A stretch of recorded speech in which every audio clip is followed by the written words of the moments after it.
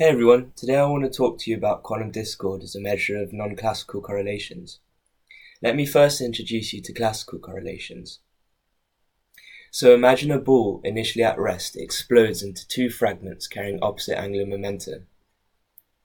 And suppose further that we have two observers who can perform projective measurements of the angular momentum onto an axis of their choice.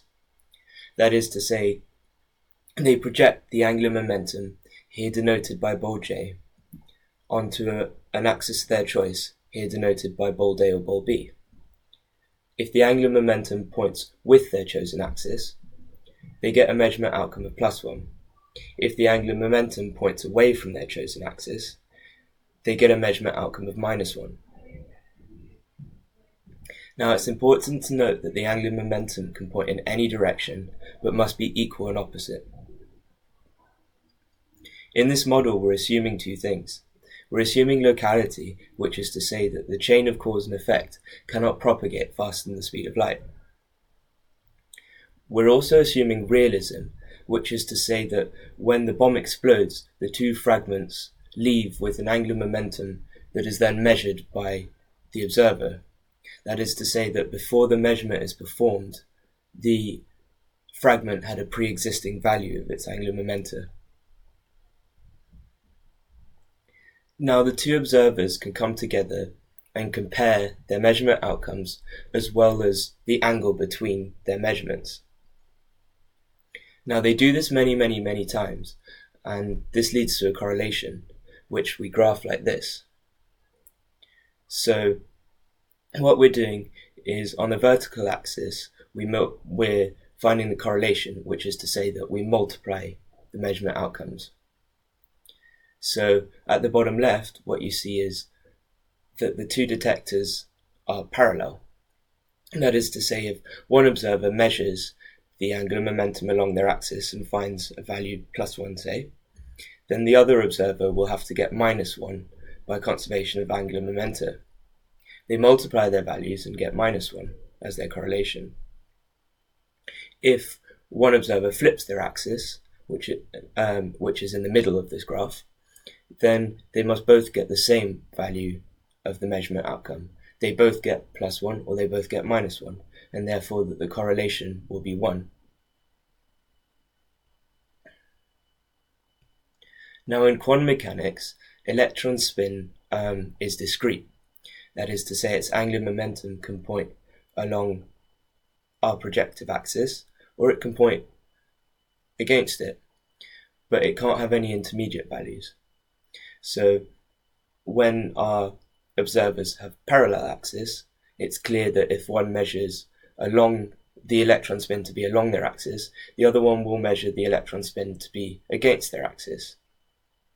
However, if there is an angle between the two, a non-zero angle between the two observers, then it's not clear how the conservation of angular momentum will work, because there's no continuous set of values for the electron spin. It's discrete. So we wonder how this will affect how a measurement of one will affect the outcome of the other particle. So quantum mechanics predicts a correlation like this, a cosine theta dependence. It shatters our model, and this is a process known as quantum entanglement. This phenomenon violates our two assumptions of locality and realism.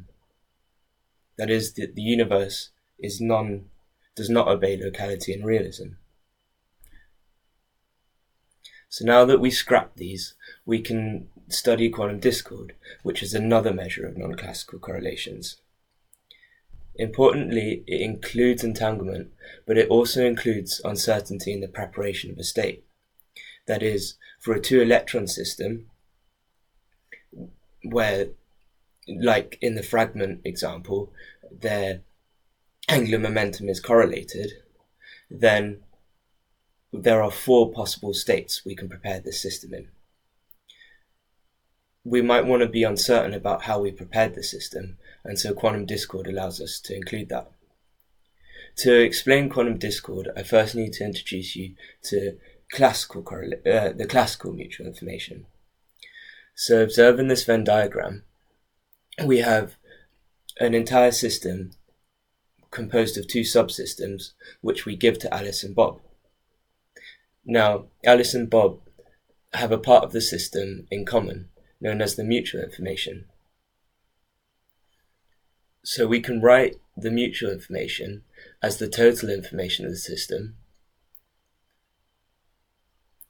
and also in terms of Alice's information and Bob's information.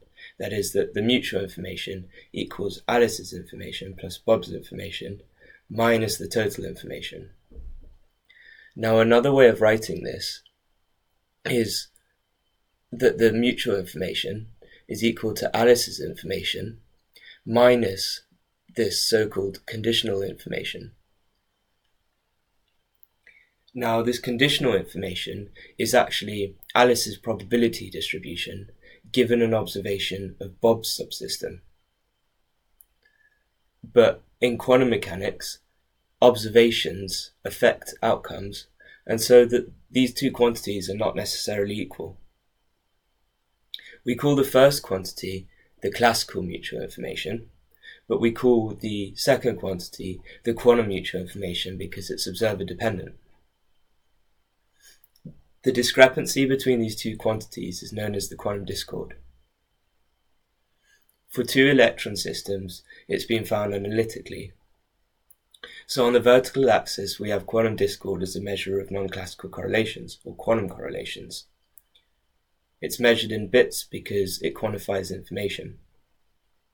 On the horizontal axis, we trace out a path from a completely uncertain mixture of states. That is, we are completely uncertain about the preparation of the state, and we trace out a path from this uncertain mixture to a particular quantum state. We choose this particular quantum state to be the maximally entangled state. Now, it turns out when we're in a completely incoherent mixture, the quantum correlations as measured by the quantum discord are zero. And when we're in the entangled state, they're maximal. Now, that means that the incoherent mixture can be thought of as a classical mixture. And prior to 2001, when the quantum discord was discovered, people didn't know about these in-between states. They thought that quantum information was only due to entanglement, and they didn't know about all these states in between.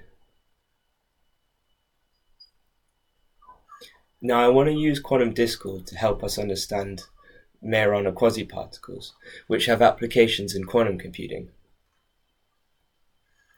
Now, Majorana particles in nature are particles which are their own antiparticles, but importantly here we're talking about quasi-particles, which are collective excitations of many individual particles.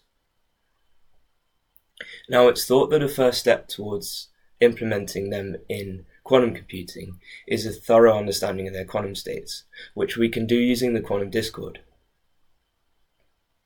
In this picture, you're seeing a nanowire in the middle. Under a particular set of conditions and at zero energy, the nanowire gives rise to two Majorana quasi-particles at its edges. These quasi-particles are robust to electric and magnetic fields as well as fluctuations in temperature, which makes them useful for fault-tolerant quantum computing. Now, this is what their wave function looks like. It's delocalized across space, but localized at the wire's edges. It corresponds to a single electron wave function, and so we can think of each Majorana, loosely speaking, as half an electron. We studied a system in which 6 Majorana quasi-particles emerge at the device's edges, and 2 observers can perform measurements on pairs of these Majorana quasi-particles. Now, the quantum discord looks like this for our system. So on the vertical axis, we have quantum discord as a measure of non-classical correlations, and we graph the 2-electron system we observed earlier against the Majorana device. Now observe that the discord is the same for both devices up to a constant. By being this, the quantum discord being the same means that, remarkably, the measurement process for both devices are the same. But the constant factor implies that the Majorana device always exhibits quantum correlations as measured by quantum discord.